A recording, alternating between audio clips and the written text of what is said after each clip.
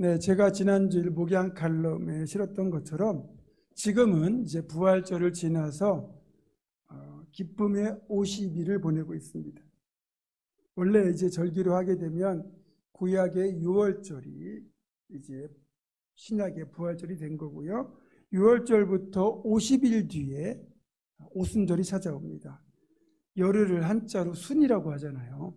초순, 중순, 하순 이런 식으로. 그래서 오순은 50일을 말하는 겁니다. 그래서 오순절이라고 부르는데 신약 시대에는 이 오순절에 성령께서 강림하셨기 때문에 성령 강림주일 이렇게 부르게 되죠. 예수님의 제자들 입장에서는 이제 주님의 부활을 전후로 해서 참 당혹스러운 기간을 보냈을 것 같습니다. 3년 동안 메시아로 믿고 따랐던 예수님께서 예루살렘 성에 입성하신 뒤에 무력하게 체포되고 신문을 당하셨다가 결국 십자가 죽음을 당하셨잖아요. 그 모든 과정을 지켜보면서 제자들이 얼마나 두렵고 또 실망을 했을까, 낙심을 했을까 생각이 듭니다. 그런데 믿을 수 없는 일이 일어나잖아요.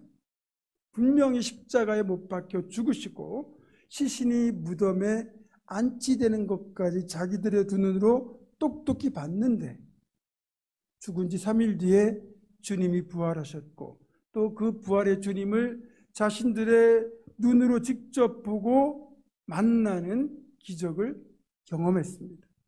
어찌 보면 내가 꿈을 꾸고 있는 것은 아닐까라는 생각이 들 정도였을 겁니다. 이게 이제 제자들의 입장이고요. 그렇다면 무덤에서 부활하신 주님은 무엇을 하셨을까요? 일단 주님은 부활 후 40일을 이 땅에 머무셨습니다. 사도행전 1장 3절입니다. 그가 고난받으신 후에 또한 그들에게 확실한 많은 증거로 친히 살아계심을 나타내사 40일 동안 그들에게 보이시며 하나님 나라의 일을 말씀하시니라. 이 기간에 주님 40일 땅에 머무셨는데 이 기간에 가장 힘쓰셨던 사역은 제자들을 다시 사명의 자리로 부르시는 일이었습니다.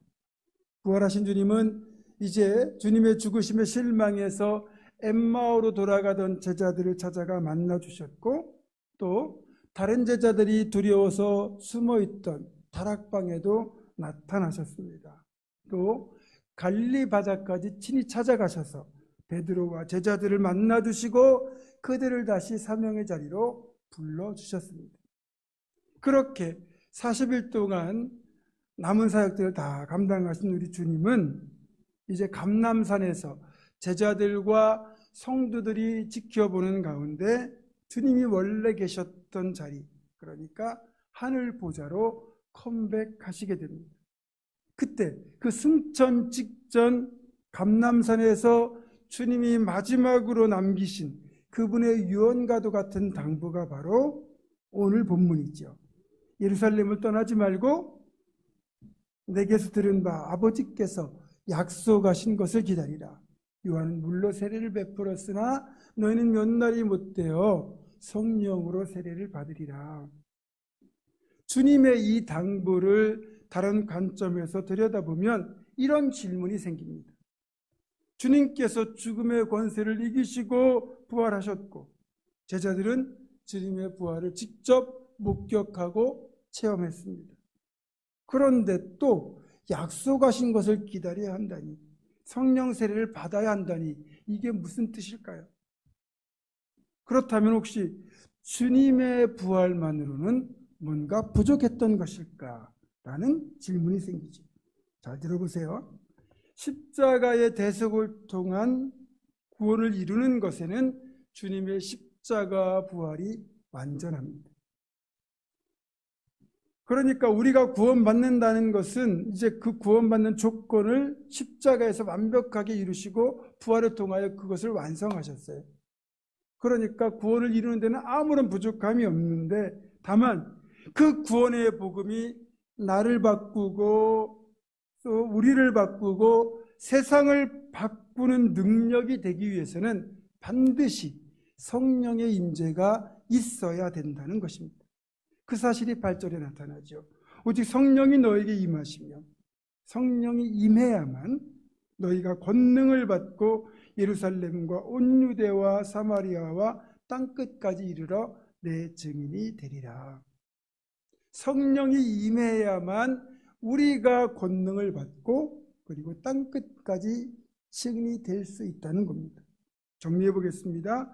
주님이 죽음을 이기시고 부활하심으로 인해서 이제 모든 사람들이 예수의 이름을 믿고 영접하기만 하면 구원을 받게 되는 구원의 복음이 완성되었습니다. 이렇게 완성된 구원의 복음이 사람과 세상을 바꾸는 기폭제가 되어 땅끝까지 전파되기 위해서는 반드시 성령의 임재가 필요했다는 겁니다. 그래서 주님이 공생의 끝 무렵에 제자들에게 보혜사 성령을 약속하신 거죠. 요한복음 14장 20절입니다. 보혜사 곧 아버지께서 내 이름으로 보내실 성령, 그가 너희에게 모든 것을 가르치고 내가 너희에게 말한 모든 것을 생각나게 하리라.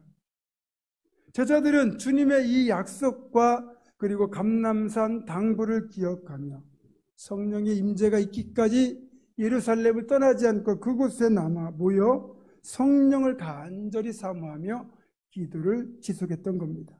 그리고 오순절날 드디어 약속하신 성령이 임재하게 됩니다. 사도행전 2장 1절에 4절입니다.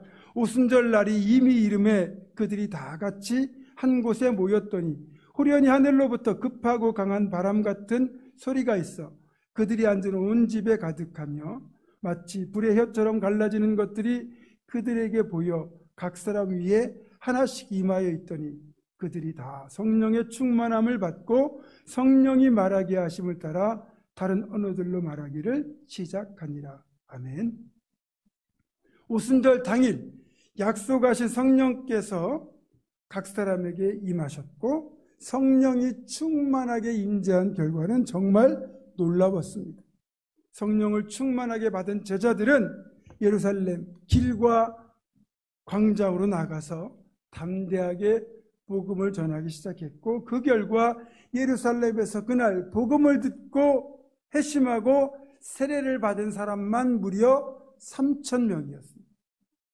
이날을 기점으로 복음은 예루살렘과 온 유대와 사마리아와 땅끝까지 전해지게 되었고 그 복음이 지구를 돌고 또 돌고 돌아서 결국 우리에게까지 오게 된 것입니다.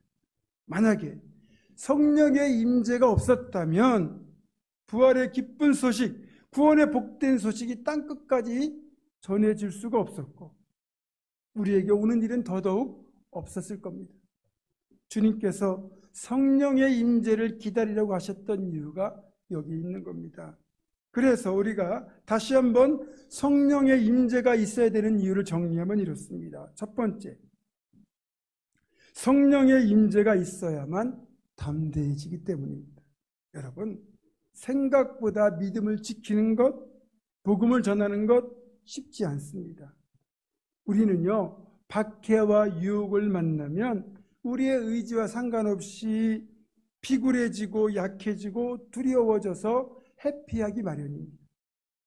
이런 우리의 나약함과 두려움을 극복하려면 성령의 임재는 필수입니다. 솔직히 생명의 위협 앞에는요, 웬만한 강심장도요 다 무너집니다. 그렇게 제자들도 두려움에 떨고 있었지만 성령이 임한 뒤는 어떻게 되었습니까? 담대하게 예수 그리스도의 부활을 증거하는 증인들이 되었습니다. 한 번은 사두개인들과 제사장들이 합심해서 베드로와 요한을 붙잡아다가 공회 앞에 세우고 예수의 이름으로는 다시 말도 하지 못하게 위협하고 경고한 적이 있습니다. 그때 베드로와 요한은 하나님 앞에서 당신들의 말을 듣는 것보다 우리는 하나님의 말만 듣겠다 그러면서 그들의 위협에 단호하게 맞서거든요.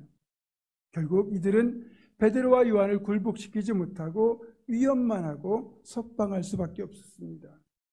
겁쟁이였던 베드로와 요한이 이렇게 능력 있게 복음을 전하고 사내들인 공회의 협박 앞에서도 담대할 수 있었던 이유, 그 비결은 오로지 성령의 충만이었습니다. 성령의 임재가 필요한 두 번째 이유는 성령의 임재를 통해서만 우리의 본성과 이기심을 뛰어넘어 거룩하고 복된 것을 추구할 수 있기 때문입니다. 성령의 임재를 경험했던 예루살렘 성도들은요, 모든 물건을 서로 통용하고 자기 재산과 소유를 팔아 각 사람의 필요를 따라 나누어 주었습니다. 자기 소유를 포기할 수 있는 이런 이기심을 뛰어넘는 놀라운 일들, 그래서 천국 같은 공동체를 이루는 것은 성령의 임재가 아니고서는 불가능한 일입니다. 그리고 성령의 임재를 경험한 성도들은 매일 모이길 힘썼고 기도에 힘썼고 예배에도 힘썼습니다. 그 결과 제자들의 뒤를 이을 훌륭한 믿음의 일꾼들이 세워졌을 뿐만 아니라 온 백성에게 칭송을 받고 주님께서는 그들의 삶을 축복하셔서 구원받는 사람이 날마다 더하도록 역사해 주셨습니다. 우리가 그토록 바라는 부흥, 성령의 임재가 없이는 불가능한 거죠. 성령의 임재가 필요한 세 번째 이유는 성령의 임재만이 세상을 변화시킬 수 있기 때문입니다. 제자들을 보세요. 대부분 다 배움이 짧고 언변이 없고 재주가 없었습니다. 그런데 세상적인 기준에서 보면 이렇게 형편없는 제자들이 성령의 충만을 받으니까 세상을 완전히 뒤집어 버렸습니다. 성령 충만한 이들로 인하여 세상이 바뀌고 역사가 바뀌게 된 겁니다. 제가 신대원에 입학한 때가 2002년이에요. 정말 대단한 친구들이 입학 동기로 들어왔습니다.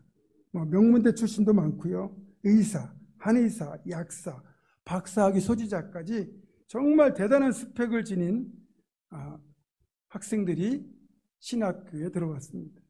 자, 여러분, 이렇게 화려한 배경, 실력과 경력과 스펙을 갖춘 신학생들이 신대원에 입학을 했고요. 이들이 이제 교육받고 목회 현장으로 나가게 되면 어떤 일이 일어나겠습니까? 한국교회가 완전히 뒤집어져야 되잖아요.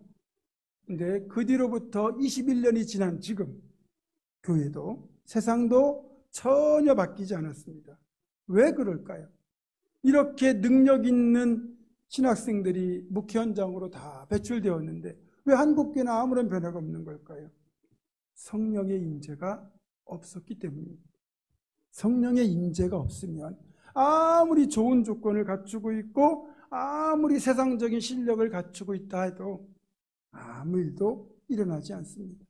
오직 성령의 임재만이 나를 바꾸고 가정을 바꾸고 교회를 바꾸고 세상을 바꿀 수 있습니다. 세상을 바꾸길 원하십니까? 여러분이 변화되기를 원하십니까? 성령 받으셔야 됩니다. 마지막으로 성령의 임재가 있어야만 끝까지 사명을 감당할 수 있기 때문입니다. 제자들 보세요. 주님과 함께 다닐 때는 두려움이 없었고 못할 게 없었습니다. 그런데 정작 주님이 붙잡혔을 때 이들은 뿔뿔이 흩어졌습니다. 부활을 목격했는데도요, 여전히 겁쟁이였습니다.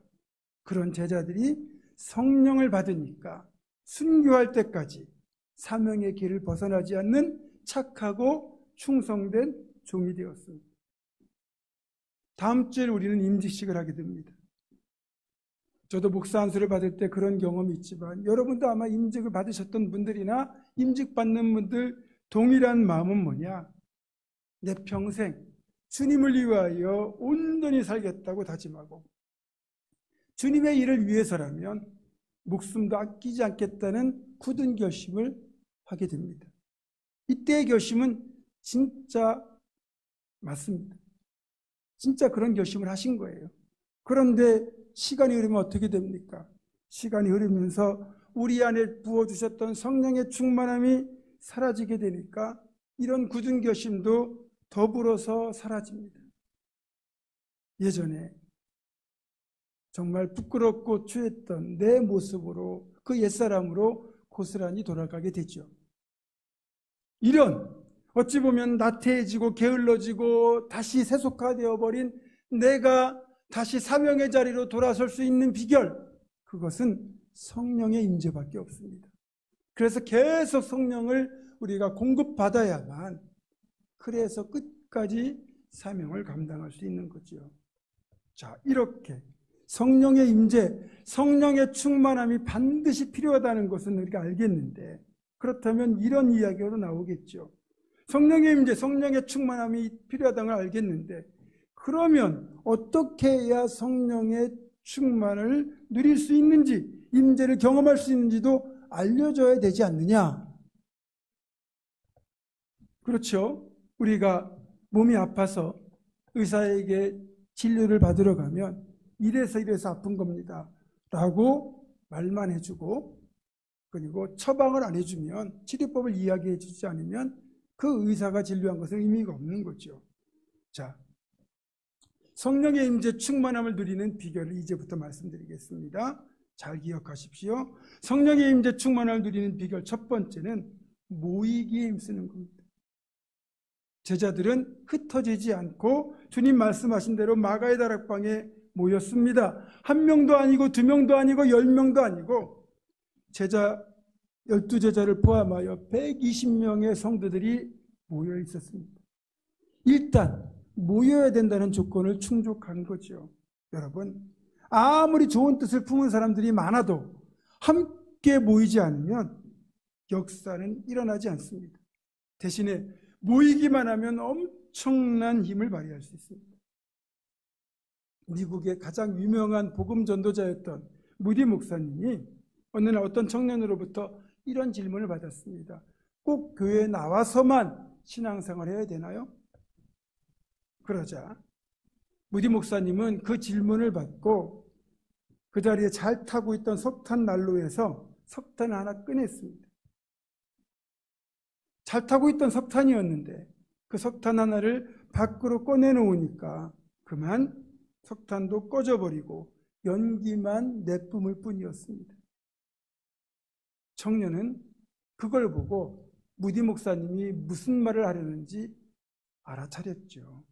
여러분, 아무리 잘 타는 석탄이라도 따로 하나만 있으면 그 붙었던 불도 꺼집니다. 다시 불을 붙이기도 힘들고 다시 타오르기도 힘듭니다.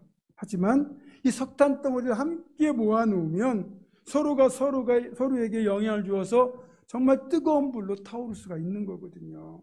그래서 혼자 있는 것보다 공동체가 함께 모여 있는 것이 강력한 성령의 불길을 경험할 수 있는 겁니다.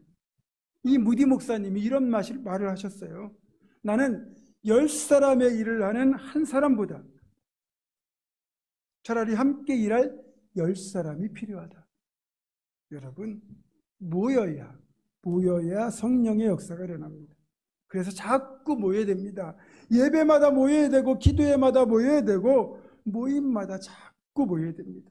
우리 보문중학교는 모이기를 힘쓰는 교회가 되기를 원합니다. 예배마다 기도회마다 가득 모이고 모든 부서 모임마다 가득가득 모이는 역사가 있기를 주님의 이름으로 부탁합니다. 성령의 임재를 위한 두 번째 비결은 바로 마음을 같이 하는 겁니다. 사도행전 1장 14절을 보니까 마가의 다락방에 모인 성도들은 마음을 같이 했다, 이렇게 기록하고 있습니다. 마음을 같이 할 때 성령의 임재가 일어날 수 있다는 거죠. 여러분, 모이면, 일단 모였으면 그 다음에는 마음을 하나로 모으는 것이 중요합니다. 마음을 같이 해야 된다는 거죠. 근데 마음을 같이 하는 것이 생각보다 어렵습니다.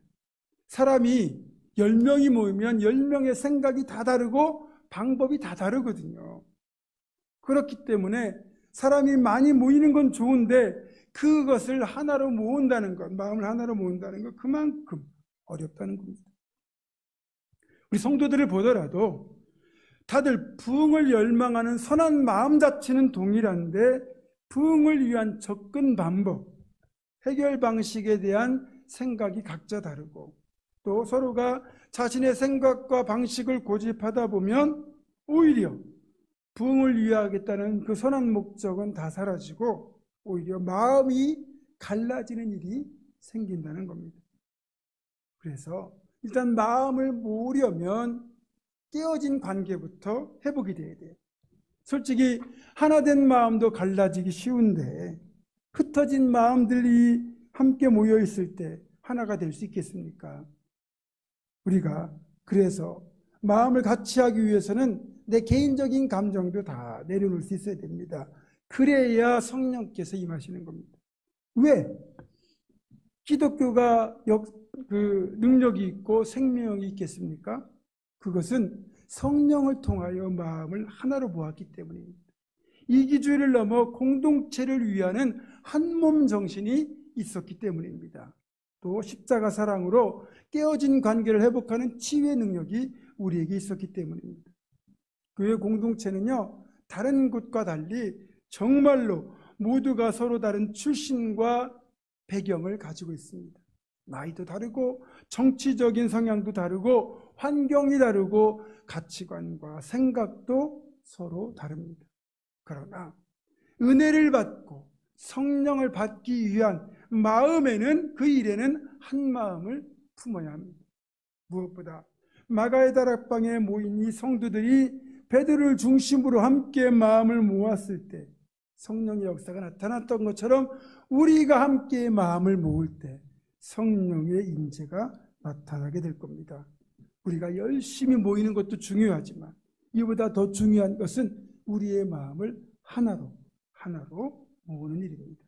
나를 내려놓고 봉헌중앙교회 공동체를 우선순위에 놓고 하나님 나라를 우선순위에 두어야만 이런 역사가 나타납니다. 마음을 모으는 일에도 힘써 주시기를 주님의 이름으로 부탁합니다. 마지막으로 성령의 임재를 위한 가장 중요하고도 결정적인 비결, 조건은 바로 기도입니다.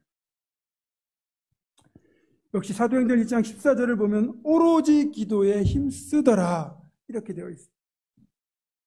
사도들과 성도들이 함께 모여 마음을 같이 한 뒤에 이제 오로지 기도에 힘썼을 때 드디어 성령의 임재가 나타났습니다. 기도야말로 성령의 임재와 충만함을 누리는 최고의 방법입니다. 말씀 묵상, 찬송도 기도와 함께 갈 때 능력이 있죠. 많은 분들이 기도가 제일 중요하다는 것 잘 알고 있고 또 그렇게 말하면서도 가장 소홀히 하는 게 바로 뭐냐? 기도입니다. 아무리 자주 모이고 아무리 마음을 함께 모아도 기도가 빠지면 그것은 친목 모임, 그 이상 그 이하도 아니라는 겁니다. 무엇보다 기도에 간절함을 담아야 됩니다. 우리가 성령을 간구하지 않으면 성령은 오시지 않아요. 성령 하나님의 특징이 수줍음입니다. 강압적으로 우리를 변화시키는 분이 아니시고 우리가 마음을 열고 그분의 임재를 간절히 요청할 때만 오시는 분이라는 거예요. 자, 그러면 어느 정도로 간절하게 성령의 임재를 사모해야 될까요? 대충 성령이 오시면 좋고 안 오시면 할 수 없고 이런 태도로는 성령을 결코 경험할 수 없습니다. 정말로 간절히 성령을 사모해야 됩니다. 마치 광야에서 목마른 사슴이 물을 찾는 갈급함 이상으로 성령을 사모하라고 성경은 말씀합니다. 이 팔레스타인 지역, 그러니까 유대 광야에 사는 사슴의 경우에 가을철 번식기가 되면 수컷들이 이제 암컷을 차지하기 위하여 날카로운 뿔을 서로 부딪히며 생명을 건 싸움을 벌입니다. 이런 번식기에 있는 숫사슴들에게 나타난 특징 중 하나가 아주 강렬한 목마름을 느낀다는 겁니다. 처음에는 짝을 찾을 욕심에 이런 갈증을 뒤로하고 암컷을 찾아다니고 수컷끼리 서로 싸우지만 어느 순간 강력한 목마름이 나타나게 되고 그러면 자신이 짝을 찾으러 나왔다는 사실조차 까마득하게 잊어버리고 결국은 물을 찾을 수밖에 없게 됩니다. 이때 물을 찾아내면 다행이지만 만약에 물을 찾아내지 못하면 타는 것 같은 갈증 속에서 본능적으로 사슴이 앞발로 땅을 파다가 그렇게 죽어간다는 겁니다. 그러니까 물을 못 찾으면 곧 사슴은 죽음인 거죠. 그래서 이 목마름에 사로잡힌 사슴들은 죽기 살기로 물을 찾아다닙니다. 이런 목마른 사슴의 갈급함으로 우리가 성령 하나님을 갈급하고 그분을 간절히 사모하라고 말하고 있는 겁니다. 결론을 맺습니다. 이제 우리에게는 개인과 가정과 교회가 부흥하고 세상을 변화시켜야 되는 중차대한 목표가 주어져 있습니다. 그러려면 우리가 약속하신 성령을 충만히 받아야 되고, 그러려면 더 많이 모이고 더 마음을 같이하고 더 뜨겁게 기도해야 된다는 세 가지 미션이 주어져 있습니다. 사랑하는 성도 여러분, 모이기를 힘쓰고 마음을 같이하여 간절하게 기도할 때 성령님께서 우리 모임 가운데 강력한 임재 역사를 이루실 겁니다. 또한 그렇게 성령 받은 우리를 통하여 세상이 변화될 것입니다. 더 많이 예배와 기도의 자리에 참석하고 목마른 사슴의 간절함으로 성령의 임재를 간구하여 우리 모두가 성령의 충만함을 경험할 수 있기를 주님의 이름으로 축원합니다. 기도하겠습니다.